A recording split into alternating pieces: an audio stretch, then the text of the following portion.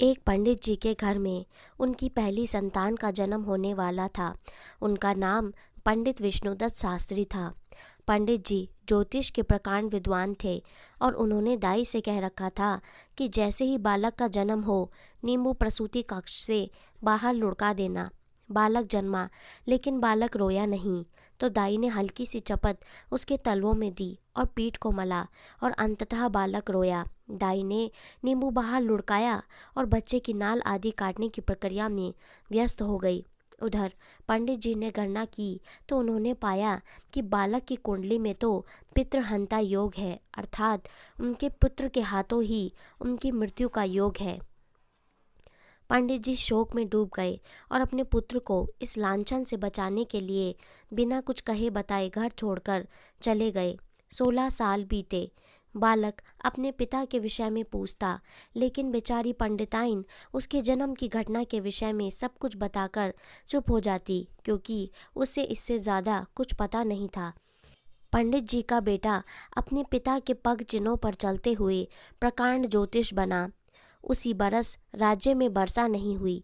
राजा ने ढिंढोरा पिटवाया कि जो भी वर्षा के विषय में सही भविष्यवाणी करेगा उसे मुंह मांगा इनाम मिलेगा, लेकिन अगर गलत साबित हुई तो उसे मृत्युदंड मिलेगा। यह बात जब उस बालक को पता चली तो उसने भी गणना की और निकल पड़ा। लेकिन जब वह राज दरबार में पहुंचा तो देखा कि एक वृद्ध ज्योतिषी पहले ही आसन जमाए बैठे हैं। राजन, आज संध्या काल में ठीक 4 बजे वर्षा होगी, वृद्ध ज्योतिषी ने कहा। बालक ने अपनी गणना से मिलान किया और आगे जाकर बोला कि महाराज, मैं भी कुछ कहना चाहूँगा। राजा ने अनुमति दे दी। राजन, वर्षा आज ही होगी, लेकिन 4 बजे नहीं, बल्कि 4 बजे के कुछ पलों के बाद होगी। वृद्ध ज्योतिषी का मुंह अपमान से लाल हो गया और उन्होंने दूसरी भविष्यवाणी भी कर डाली। महाराज, वर्षा के साथ ओले भी गिरेंगे और ओले 50 ग्राम के होंगे। बालक ने फिर गणना की। महाराज, ओले गिरेंगे, लेकिन कोई भी ओला 45 से 48 ग्राम से ज़्यादा का नहीं होगा। अब बात ठन चुकी थी। लोग बड़ी उत्सुकता से शाम का इंतज़ार करने लगे।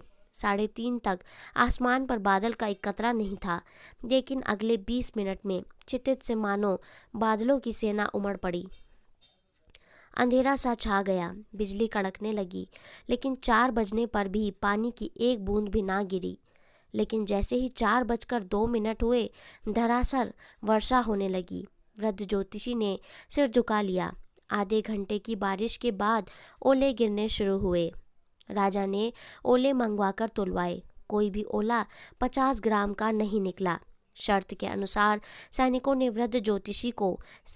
ने गिरफ्तार कर लिया और राजा ने बालक से इनाम मांगने को कहा। महाराज, इन्हें छोड़ दिया जाए, बालक ने कहा। राजा के संकेत पर वृद्ध ज्योतिषी को मुक्त कर दिया गया। बजाय धन संपत्ति मांगने के तुम इस अपरिचित वृद्ध को क्यों मुक्त करवा रहे हो? राजा ने पूछा। तो बालक ने सिर झुका लिया और कुछ क्षणों बाद सिर उठाया तो उसकी आंखों से आंसू बह रहे थे, क्योंकि ये 16 साल पहले मुझे छोड़कर चले गए मेरे पिता श्री विष्णुदत्त शास्त्री हैं। वृद्ध ज्योतिषी चौंक पड़ा। दोनों महल के बाहर चुपचाप आए, लेकिन अंततः पिता का वात्सल्य छलक पड़ा और फफक कर रोते हुए बालक को गले लगा लिया। आखिर तुझे कैसे पता चला कि मैं ही तेरा पिता विष्णुदत्त हूँ? बालक ने कहा, क्योंकि आप आज भी गणना तो सही करते हैं, लेकिन सरल सहजता का प्रयोग नहीं करते। बालक ने आंसुओं के मध्य मुस्कुराते हुए कहा। मतलब? पिता हैरान था। फिर बालक ने कहा कि वर्षा का योग 4 बजे का ही था, लेकिन वर्षा की बूंदों को पृथ्वी की सतह तक आने में कुछ समय लगेगा कि नहीं? ओले 50 ग्राम के ही बने थे, लेकिन धरती तक आते आते कुछ पिघलेंगे कि नहीं? और दाई माँ बालक को जन्म लेते ही नींबू थोड़े ही फेंक देगी, उसे कुछ समय बालक को संभालने में भी लगेगा कि नहीं? उस समय में ग्रह संयोग बदल भी तो सकते हैं, और पितृहंता योग पितृरक्षक योग में भी तो बदल सकता है ना? पंडित जी के समक्ष जीवन भर की त्रुटियों की श्रृंखला जीवित हो उठी और वह समझ गए कि केवल 2 शब्दों के गुण के अभाव के कारण वह जीवन भर पीड़ित रहे, और वह थे सरल सहजता। दोस्तों, इस कहानी से हमें यह शिक्षा मिलती है कि कोई भी फैसला लेने से पहले हमेशा अपना कॉमन सेंस ज़रूर लगाएं। दोस्तों, अगर आपको हमारी यह कहानी अच्छी लगी हो तो वीडियो को लाइक, शेयर और चैनल को सब्सक्राइब करना ना भूलें। धन्यवाद।